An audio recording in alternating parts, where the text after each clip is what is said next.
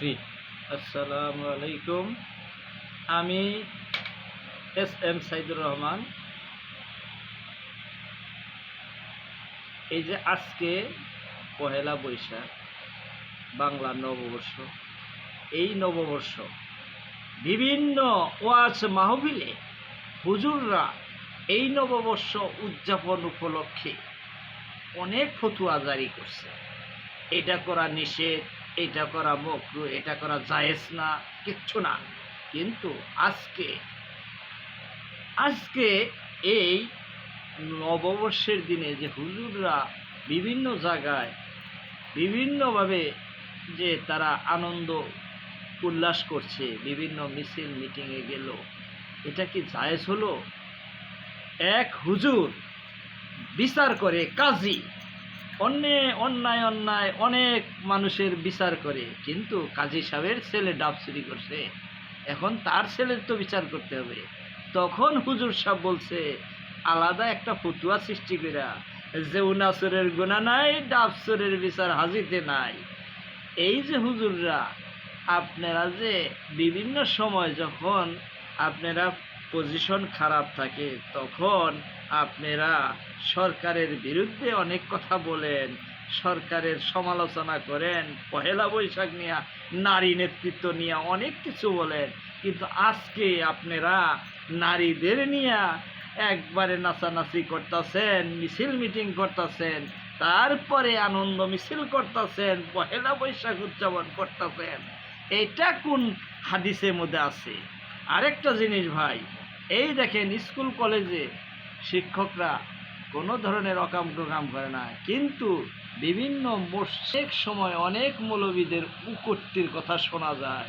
গ্রাম অঞ্চলে যারা এই মসজিদে ইমামতি করে, যারা পাল্লা মহল্লায় থাকে, ওইখানে যদি বাড়িতে থাকে, জাগির থাকে, ওই বাড়ির মেয়ে এবং পোলার বউ নিয়ে অনেক কিছু এই হুজুরের হয়। কিন্তু যারা আধুনিক শিক্ষায় শিক্ষিত হয়, যারা স্কুল কলেজ ইউনিভার্সিটিতে যায়, তারা তো এই ধরনের অকারেন্স করে না।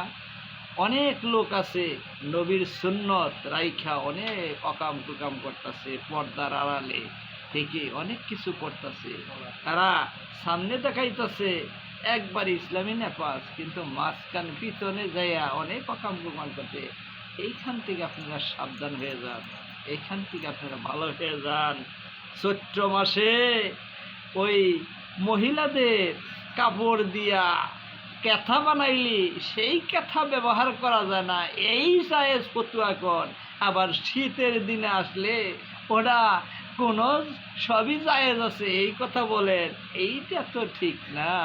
হুজুররা, আপনারা সমাজটারে ভালো করেন, আলোকিত সমাজ করেন, দেশটারে আজকে কোনো অন্যায় অত্যাচার না হয়, কোনো ইসলামী কোনো আইনের পরিপন্থী কোনো কাজ না হয়, সেই দিকে আপনারা যান।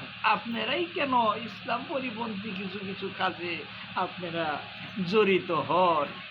আমরা দেখতাছি নেতা নেত্রী অনেকেই আছে, তাদের ছেলে সন্তান লন্ডন, আমেরিকা, কানাডা বিভিন্ন জায়গায় লেখাপড়া করায়, অন্যের বলা নিয়ে মিছিল মিটিং করে নিজেরা নেতা সাজে, এমপি হয়, মন্ত্রী হয়।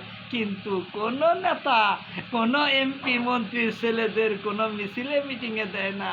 এরা গেলে পরে হয়তো মারি খাবে, এরা গেলে হয়তো গুলি খাবে, এরা থাকে দূরে। নেতাদের সঙ্গে এরা একদিন আইলে পরে নেতারা পাগল হইয়া তারা দূরে সরাইয়া দেয়। আর এই যে বিভিন্ন ওয়াজ মধ্যে আন্দোলনে, ইসলামী আন্দোলনে দেখি ছোট ছোট নাবালক সন্তানেরা তারা যাইয়া মিছিল মিটিং করে, কিন্তু কোনো হুজুরের সন্তান যদি থাকে তাদেরকে 10-11 বছর, 5-7 বছরের সন্তানরাও যায়, এই মিটিংয়ে যায়, মিছিলে যায়, আন্দোলনে যায়। আর হুজুরদের 12 বছর, 16 বছরের, 15 বছরের সন্তানের কথা বললে বলে এরা নাবালকেরা যাইতে পারে না। এইটা কোন ধরনের কথা?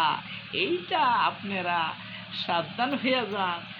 আমাদের দিনের নবী হযরত মুহাম্মদ সাল্লাল্লাহু আলাইহি সাল্লামের কাছে ঘুরে আসছিল, বলল বাবারে আমার সন্তান মিষ্টি খাবার চায়, আমার তো টাকা নাই, আমি কীভাবে করে খাওয়াবো? হুজুর নিজে মিষ্টি খাইছে, মিষ্টি খাওয়া কইছে 1 সপ্তাহ পরে আসেন, নিজে মিষ্টি খাওয়া বন্ধ কইরা দিয়া 1 সপ্তাহ পরে ওই ছেলেরে বুঝাইয়া দিছে, ওই ছেলে বুঝেছে। আর আমরা নিজেরা অন্যের বুলহান দিয়া মিছিল মিটিং হইয়া নেতা হই, নিজের বুলাঘানি করে আমরা একেবারে সুটকেসের মধ্যে রাখি, আমরা ফ্রিজের মধ্যে রাখি, আমরা লন্ডন, কানাডা, আমেরিকা লেয়াবারা করে। এইটা কোন ধরনের হাদিসের মধ্যে পড়ে? হুজুররা নেতারা ভালো হয়ে যান। আসসালামু আলাইকুম।